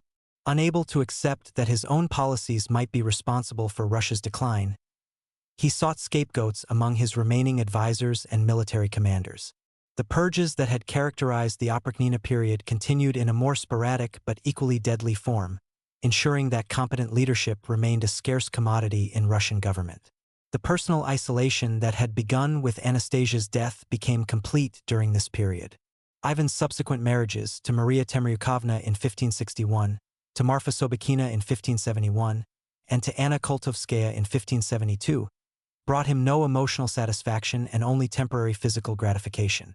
These relationships were marked by suspicion, violence, and manipulation rather than affection, while his wives lived in constant fear of triggering his unpredictable rages. Maria Temryukovna, a Circassian princess whose marriage to Ivan had been intended to strengthen Russian influence in the Caucasus, became the target of his paranoid suspicions when she failed to provide the emotional comfort he craved. Her foreign origins made her an easy target for accusations of espionage and disloyalty, while her inability to replace Anastasia in Ivan's affections led to increasingly erratic treatment that culminated in her mysterious death in 1569. Whispered accusations, poison cups on royal tables. The pattern established with Maria would repeat itself with Ivan's subsequent wives. Each marriage began with brief hope that he might find again the happiness he had known with Anastasia, but his damaged psychology made such relationships impossible. The emotional intimacy that marriage required was precisely what Ivan's traumatic experiences had taught him to fear, creating a cycle of attraction and rejection that tortured both himself and his wives. His relationship with his children during this period revealed the same destructive patterns that characterized his marriages. Ivan's sons, particularly the heir apparent Ivan Ivanovich, became both the objects of his desperate love and the targets of his paranoid suspicions. The Tsarevich, who had grown to manhood during the Oprichnina period, possessed intelligence and capability that should have been sources of pride for his father but instead became reasons for fear. The younger Ivan had been educated according to his father's exacting standards, learning multiple languages, studying theology and history, and mastering the arts of war and diplomacy. By his 20s, he had become everything that a crown prince should be: intelligent, capable, and popular with both the nobility and the common people. But these very virtues made him dangerous in his father's eyes, as Ivan began to see in his son a potential rival rather than a successor. Father and son circling each other like wolves. The sound of arguments behind closed doors. The relationship between the two Ivans was further complicated by their different perspectives on the disasters that had befallen Russia. The Tsarevich, who had come of age during the Oprichnina period, understood better than anyone the connection between his father's policies and the country's decline. His attempts to offer alternative approaches to governance were met with suspicion and anger from a father who could not tolerate any suggestion that his methods were flawed. Foreign policy became another source of conflict between father and son. The younger Ivan favored ending the ruinous Livonian War and focusing on internal reconstruction, while his father remained committed to military solutions that had repeatedly failed. These policy disagreements were not merely political but personal, as Ivan saw his son's opposition to his policies as fundamental disloyalty to paternal authority. The Tsarevich's marriage to Eudoxia Saburova in 1571 provided another arena for conflict between father and son. Ivan's interference in his son's marriage, including his insistence on choosing his daughter-in-law's clothing and regulating her behavior, created tensions that revealed the depth of his need to control every aspect of his family's life. When Eudoxia was sent to a convent after failing to produce an heir quickly enough, the young Ivan's anger provided his father with new reasons for suspicion. Wedding bells turned to funeral dirges, convents becoming prisons. The year 1581 brought the climax of these family tensions in the most tragic event of Ivan's personal life. On November 19th, in a dispute whose exact cause remains historically unclear, Ivan struck his son and heir with the iron-tipped staff he habitually carried. The blow, delivered in a moment of uncontrollable rage, proved fatal. Ivan Ivanovich died 3 days later from his injuries, leaving his father to face the consequences of having murdered his own succession. Contemporary accounts of the incident vary in their details, but all agree on its essential horror. Some sources suggest that the argument began over the Tsarevich's criticism of his father's military policies, while others claim it involved a dispute over his son's pregnant wife. What seems certain is that Ivan, in a moment of rage that had become all too characteristic of his later years, lashed out with deadly force against the person he ostensibly loved most in the world. The immediate aftermath of the patricide revealed the full extent of Ivan's psychological collapse. Witnesses described him as alternating between catatonic despair and frenzied self-recrimination, throwing himself on his son's body and begging for forgiveness that could never come. The Tsar, who had shown no mercy to thousands of innocent victims, was suddenly confronted with the irreversible consequences of his own violence. Screams echoing through empty halls. The sound of a crown falling to the floor. The death of Ivan Ivanovich created a succession crisis that threatened the very survival of the dynasty Ivan had spent his life trying to secure. His remaining son, Fifer, was widely regarded as mentally incapable of effective rule, while his youngest son, Dmitry, was still an infant. The nobility that had survived Ivan's purges now faced the prospect of a disabled ruler followed by a regency for a minor, exactly the kind of situation that had historically led to civil war and foreign intervention. But the succession crisis was only the most immediate consequence of the patricide. The psychological impact on Ivan himself was devastating and permanent. The man who had justified decades of violence as necessary for state security had now killed the very person he had been trying to protect. The theological framework that had provided justification for his tyranny crumbled in the face of this ultimate transgression. Ivan's religious observances, which had always been intense, became obsessive during his final years. He spent hours prostrating himself before icons, wearing chains and rough clothing as penance for his sins. The palace that had once echoed with the sounds of administrative activity now rang with the endless prayers of a man seeking forgiveness for unforgivable crimes. Monastery bells tolling without cease. The sound of chains dragging across stone floors. The international implications of Ivan's domestic disasters were equally severe. Russia's enemies, who had long struggled against Ivan's military capabilities, now found themselves facing a psychologically broken ruler presiding over a devastated country. The balance of power in Eastern Europe shifted decisively against Russia as foreign powers recognized that the threat Ivan had once posed was now negligible. The Polish-Lithuanian Commonwealth, led by the capable Stefan Bathory, launched a series of campaigns that reclaimed much of the territory Russia had conquered during Ivan's early years. The siege of Pskov in 1581 to 1582 brought enemy forces within striking distance of Moscow itself, while Russian armies proved incapable of mounting effective resistance. The military machine that had once conquered Kazan and Astrakhan was now barely capable of defending its own heartland. The economic policies of Ivan's later years reflected his increasing desperation and detachment from reality. Tax demands reached impossible levels as he sought to fund military campaigns with resources that no longer existed. The population that remained after decades of war and oppression was bled white by fiscal demands that drove many into outright rebellion or flight to neighboring countries. Empty treasuries, peasants fleeing across frozen borders. Agricultural production collapsed in many regions as the social structures that had supported farming were destroyed by war and oppression. The three-field system that had sustained Russian agriculture for centuries broke down when entire villages were abandoned, while the labor shortages created by constant warfare made it impossible to maintain even basic cultivation. Famine became a regular feature of Russian life, with contemporary accounts describing widespread starvation even in previously prosperous regions. Trade and commerce, which had flourished during Ivan's early reign, virtually disappeared from many parts of the country.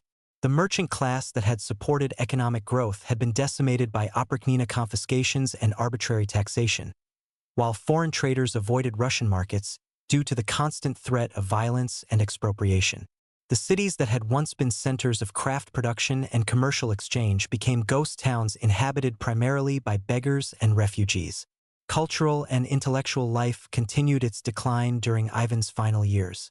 The libraries and schools that had been established during his early reforms were abandoned or destroyed, while the scholars and artists who had contributed to Russian cultural development fled to safer countries or retreated into silence. The printing press that had been introduced to spread learning was used primarily to produce religious texts supporting Ivan's increasingly desperate attempts to find spiritual justification for his actions. Books burning in palace courtyards, scholars fleeing into exile. The administrative systems that had once been the pride of Ivan's early reign continued to function, but only in a skeletal form that bore little resemblance to their original efficiency. The prickazhi that had managed imperial expansion and internal development were now primarily concerned with extracting resources for military campaigns and managing the apparatus of repression. The service nobility that had provided capable administrators was either dead, exiled, or too terrified to take initiative in solving the country's mounting problems. Legal institutions suffered particular damage during this period, as Ivan's arbitrary rule made mockery of the systematic law codes he had promulgated during his early years. The Sudebnik of 1550, which had established uniform legal procedures throughout the realm, was effectively superseded by the Tsar's personal whims and the interests of whatever advisors currently enjoyed his favor. Justice became entirely dependent on personal connections and the ability to avoid attracting negative attention from the increasingly unpredictable ruler. Religious institutions, despite their formal support for Ivan's rule, were deeply compromised by their complicity in his crimes. The Orthodox Church that had provided theological justification for absolute monarchy found itself attempting to reconcile its teachings with the obvious moral bankruptcy of the regime it supported.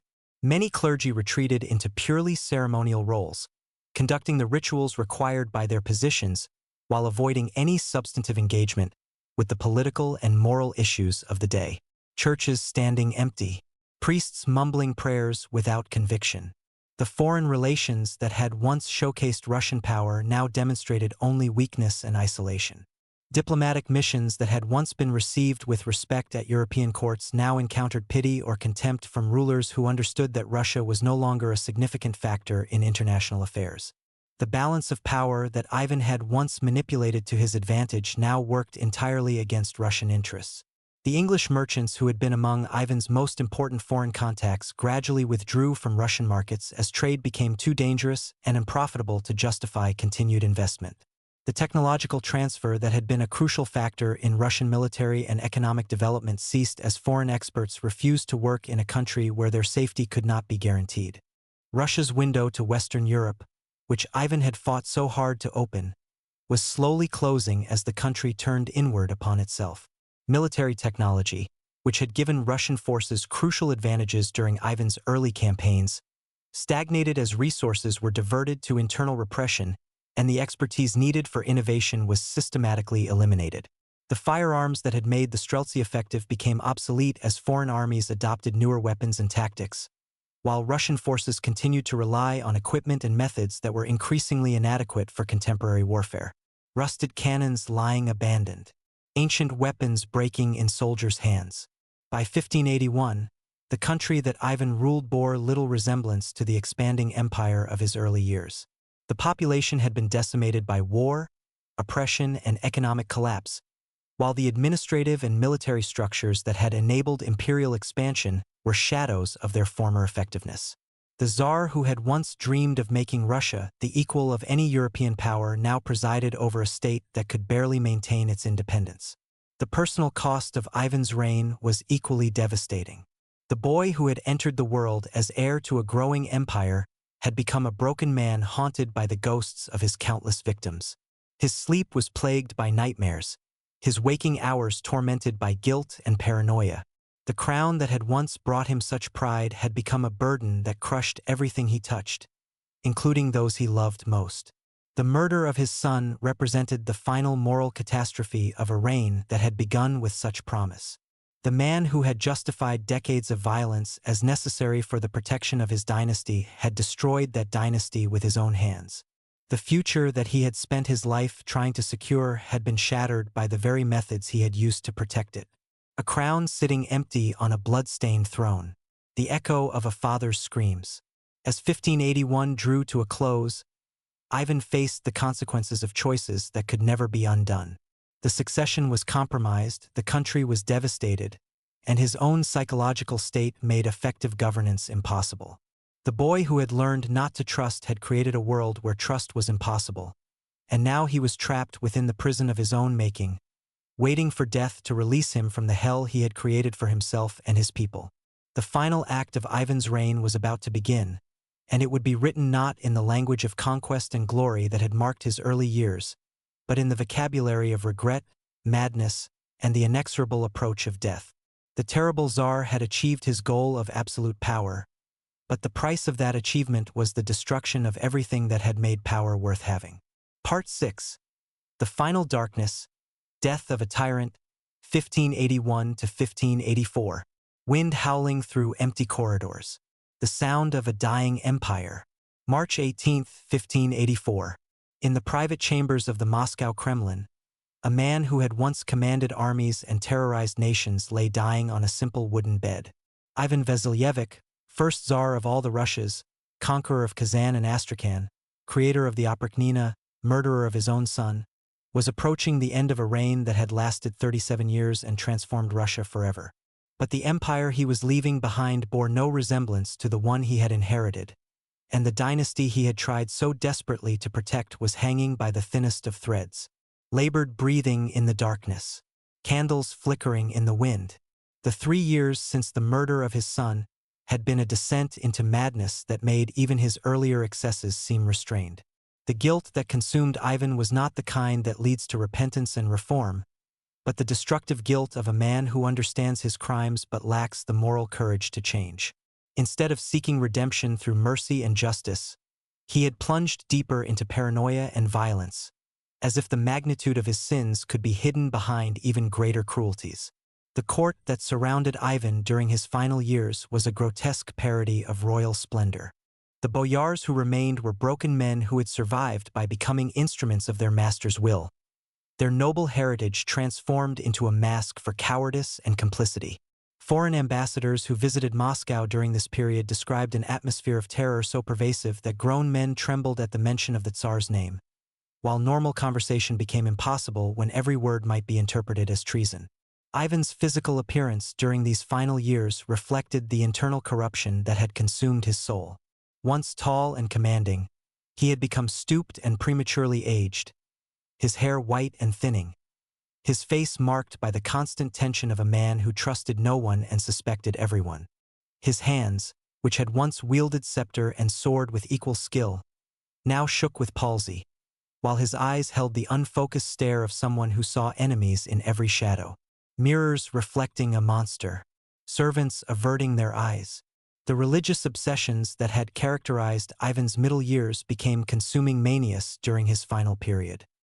He spent hours each day in prayer, often prostrating himself so violently that his forehead bled from contact with the stone floor. His chambers were filled with icons before which he would kneel and confess his sins in rambling monologues that revealed the depth of his psychological disintegration. But these religious exercises brought no peace, only temporary exhaustion that was followed by renewed cycles of guilt and rage. The succession crisis that had begun with Ivan Ivanovich's murder dominated the political atmosphere of Ivan's final years. His surviving son, Feofor, was 27 years old but possessed the mental capacity of a child, spending his days ringing bells and playing with religious artifacts while showing no interest in the complexities of governance. The prospect of this simple-minded man inheriting absolute power filled even Ivan's most loyal supporters with dread, while his enemies saw opportunity in the coming chaos. Dmitry, Ivan's youngest son born to his 7th wife Maria Nagaya, was only 2 years old when his father began his final decline. The child's legitimacy was questionable due to the Orthodox Church's prohibition on multiple marriages, while his youth guaranteed a lengthy regency that would provide ample opportunities for ambitious nobles to seize power. The dynasty that Ivan had spent his life building was reduced to a mentally disabled adult and a questionably legitimate infant. Children's laughter echoing mockingly through palace halls. Regency documents being prepared in secret. The economic devastation of Ivan's final years defied comprehension. Contemporary estimates suggest that Russia's population had declined by as much as 30% during his reign, with entire regions virtually depopulated by war, oppression, and flight to neighboring countries. The agricultural system that had supported Russian civilization for centuries was in collapse, with vast areas of previously cultivated land reverting to wilderness. Cities that had once bustled with commerce and craft production had become ghost towns inhabited primarily by beggars and refugees. The military forces that had once made Russia feared throughout Eastern Europe were shadows of their former strength. The Streltsy units that had provided the backbone of Ivan's early armies were demoralized and poorly equipped, while the traditional nobility that had supplied military leadership had been virtually exterminated. Foreign enemies who had once struggled to defend themselves against Russian attacks now viewed the country as easy prey for territorial expansion and resource extraction. The Livonian War, which had consumed Russian resources for over 2 decades, finally ended in 1583 with the Treaty of Jamzapolski, a humiliating agreement that returned virtually all conquered territories to Poland-Lithuania while providing no compensation for the enormous costs Russia had incurred. The conflict that had begun with dreams of Baltic access and European integration ended with Russia more isolated and weakened than it had been in decades. Treaties being signed with trembling hands. Maps showing vanished territories. Ivan's personal relationships during his final years were characterized by the same destructive patterns that had marked his entire adult life. His marriage to Maria Nagaya in 1580 had been his 7th attempt to find the companionship that had died with Anastasia, but like its predecessors, this relationship was marked by suspicion and emotional manipulation rather than genuine affection. Maria, young enough to be his granddaughter, lived in constant fear of triggering the rages that had destroyed his previous wives. The few advisors who remained close to Ivan during his final years were themselves damaged men who had survived by becoming extensions of his will rather than independent counselors. Boris Godunov, who would later seize the throne, demonstrated remarkable skill at anticipating Ivan's moods and providing whatever combination of flattery and scapegoating the situation required. These courtiers understood that survival depended not on providing good advice but on avoiding responsibility for the disasters that continued to mount. Foreign relations during Ivan's final years consisted primarily of desperate attempts to find allies who might help defend Russia against its neighbors. The English connection that had been so important during his early reign had withered as merchants withdrew from Russian markets, while potential allies in Western Europe viewed Ivan's regime with revulsion and fear. Russia's international isolation was complete, leaving the country vulnerable to enemies who had once feared its power. Empty throne rooms where ambassadors once waited. Letters returning unopened. The administrative systems that had once been the pride of Ivan's reform program continued to function, but only in the skeletal form required to extract resources from an increasingly impoverished population. The Prikazy that had managed imperial expansion now focused primarily on tax collection and the maintenance of internal security, while the legal codes that had established uniform justice throughout the realm were superseded by arbitrary royal decrees and the personal whims of local officials. Cultural and intellectual life had virtually ceased to exist in any meaningful form. The libraries and schools that had flourished during Ivan's early reign were abandoned or destroyed, while the scholars and artists who had contributed to Russian cultural development had fled to other countries or retreated into silence. The printing press that had been introduced to spread learning produced only religious texts and official propaganda, while original thought became too dangerous to express publicly. The physical decay of Ivan's empire was matched by its spiritual corruption. The Orthodox Church, which had provided theological justification for absolute monarchy, found itself complicit in crimes that violated the most basic principles of Christian morality. Many clergy had retreated into purely ceremonial roles, conducting the rituals required by their positions while avoiding any substantive engagement with the moral implications of the regime they served. Churches standing empty except for the echo of mandatory prayers. Priests going through motions without faith. Ivan's final illness began in early 1584 with symptoms that suggested multiple organ failure brought on by decades of stress, poor health habits, and the psychological toll of his crimes. Contemporary accounts describe periods of delirium during which he would rave about enemies, both real and imagined, while calling out the names of people he had executed years earlier. The physical breakdown of his body paralleled the complete disintegration of his mental faculties. During his final weeks, Ivan attempted to prepare for death by making provisions for the succession and seeking forgiveness for his sins.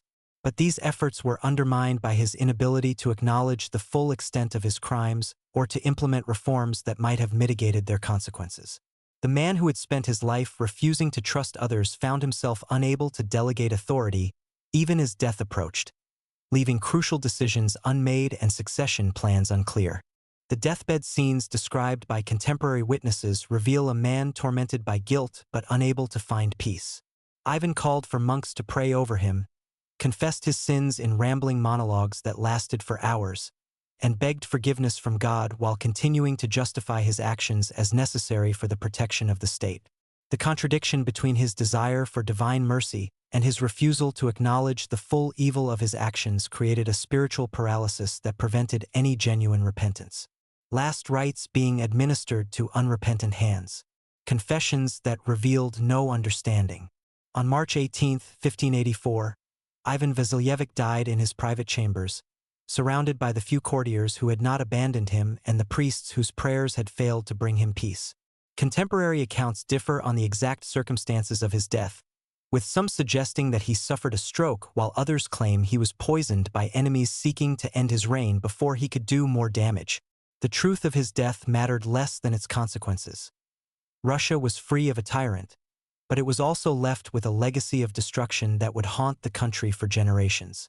The immediate aftermath of Ivan's death revealed the full extent of the chaos he had created. FIFA's accession to the throne was managed by Boris Godunov and other court figures who understood that effective power now lay with whoever could control the new Tsar's simple mind. The nobility that had survived Ivan's purges began positioning themselves for the power struggles that were certain to follow, while foreign enemies prepared to take advantage of Russia's continued weakness. The economic and social devastation that Ivan left behind defied easy remedy. Entire regions remained depopulated and uncultivated, while the administrative systems needed to rebuild the country had been gutted by decades of purges and arbitrary rule. The cultural and intellectual foundations that might have supported recovery had been systematically destroyed, leaving Russia isolated from the European developments that were transforming the continent. Empty fields stretching to the horizon. Villages with no inhabitants. The international legacy of Ivan's reign was equally devastating. Russia's reputation had been so damaged by decades of tyranny and aggression that the country found itself completely isolated from potential allies and surrounded by enemies eager to exploit its weakness. The balance of power in Eastern Europe had shifted decisively against Russian interests, while the economic relationships that might have supported recovery had been severed by years of instability and violence. Most tragically, Ivan's reign had established precedents for state terror and arbitrary rule that would influence Russian political culture for centuries. The lesson that absolute power could be maintained through fear alone would be revived by later rulers who studied Ivan's methods while ignoring their ultimate failure. The institutions of civil society that might have constrained future tyranny had been systematically destroyed, leaving Russia vulnerable to successive waves of despotic rule. The personal legacy of Ivan's life was perhaps the most damning indictment of his reign. The boy who had been traumatized by early loss and abandonment had become a man who inflicted similar trauma on an entire nation. The child who had learned not to trust had created a state where trust was impossible, while the young prince who had dreamed of glory had achieved only infamy that would make his name synonymous with cruelty for centuries to come. A name becoming a curse. Children learning to fear the very sound of it. Yet even in death, Ivan's influence on Russian history was not entirely negative. The administrative reforms of his early reign had created governmental structures that would survive their creator and provide foundations for future recovery. The territorial expansion that had brought Kazan and Astrakhan under Russian control had established the basis for Russia's eventual emergence as a Eurasian empire. Most importantly, the negative example of his tyranny would teach future generations about the dangers of unconstrained power and the importance of institutional checks on royal authority. The religious and cultural traditions that had survived Ivan's onslaught would eventually provide the spiritual and intellectual resources needed for national recovery. The Orthodox Church, despite its complicity in his crimes, would rediscover its prophetic voice and provide moral leadership during the dark years that followed. The literary and artistic traditions that had been suppressed would reemerge to bear witness to the suffering of Ivan's reign while celebrating the resilience of the Russian people. The common people who had borne the brunt of Ivan's oppression would prove more resilient than their oppressor. The agricultural and craft traditions that had sustained Russian civilization for centuries would gradually reassert themselves as political stability returned. The communities that had been shattered by war and terror would rebuild themselves through the same communal bonds that had enabled their ancestors to survive previous catastrophes. Seeds sprouting in burned fields. Communities rebuilding from ashes. Foreign observers who had witnessed the horrors of Ivan's reign would carry their testimony to other countries, providing warnings about the dangers of absolute power and the importance of constitutional constraints on royal authority. The lessons of Ivan's tyranny would influence political thought throughout Europe, contributing to the development of theories about limited government and the rights of subjects that would eventually challenge the divine right of kings. The historical memory of Ivan's reign would serve as a powerful reminder of what could happen when power was concentrated in the hands of a damaged and paranoid individual. Future generations would study his life not as a model to emulate but as a cautionary tale about the corruption that absolute power inevitably brings. The boy who had learned not to trust would become history's teacher about the importance of trust in human relationships and political institutions. As the bells of Moscow tolled for the dead Tsar on that March day in 1584, they marked not just the end of a life, but the conclusion of an era that had transformed Russia forever.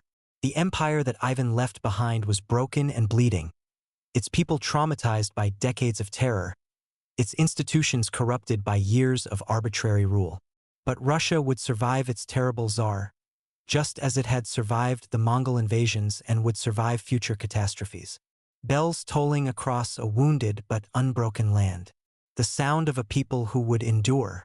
The legacy of Ivan the Terrible would echo through Russian history for centuries, a reminder of both the heights of achievement and the depths of horror that human beings are capable of reaching. His reign stands as a monument to the proposition that power without restraint inevitably corrupts, that fear without love ultimately destroys, and that a ruler who trusts no one will ultimately be trusted by none. He was the first to call himself Tsar, and the last to trust anyone. In the end, the crown he had worn with such pride became his burden, the power he had accumulated became his prison, and the fear he had inspired became his own nightmare. Ivan Vasilyevich died as he had lived in his final years, alone, afraid, and surrounded by the ghosts of his own making. Silence falling over the empty throne. Wind carrying whispers of what might have been. Thus ended the reign of Ivan the Terrible, a man who had transformed Russia through the crucible of his own trauma and shaped an empire through the fire of his rage. The boy who had been broken by loss and betrayal had become the Tsar who broke a nation, leaving behind a legacy written in blood and tears that would haunt Russia long after his voice had fallen silent forever. His story serves as eternal warning and eternal reminder that the wounded child who seeks healing through power will only create more wounds, that the ruler who governs through fear will ultimately be consumed by his own terror, and that true strength lies not in the ability to inspire fear, but in the courage to inspire trust. The final echo of footsteps in empty halls. The eternal silence of absolute power. In the end, he got what he wanted, to be remembered forever. But history's memory is not always kind, and Ivan Vasilyevich, first Tsar of all the Russias, would be remembered not for the empire he built, but for the humanity he destroyed both in others and in himself. The crown he wore so proudly had become his curse, and that curse would outlive him by centuries, a testament to the terrible price of power pursued without wisdom, authority exercised without mercy, and trust broken beyond all possibility of repair.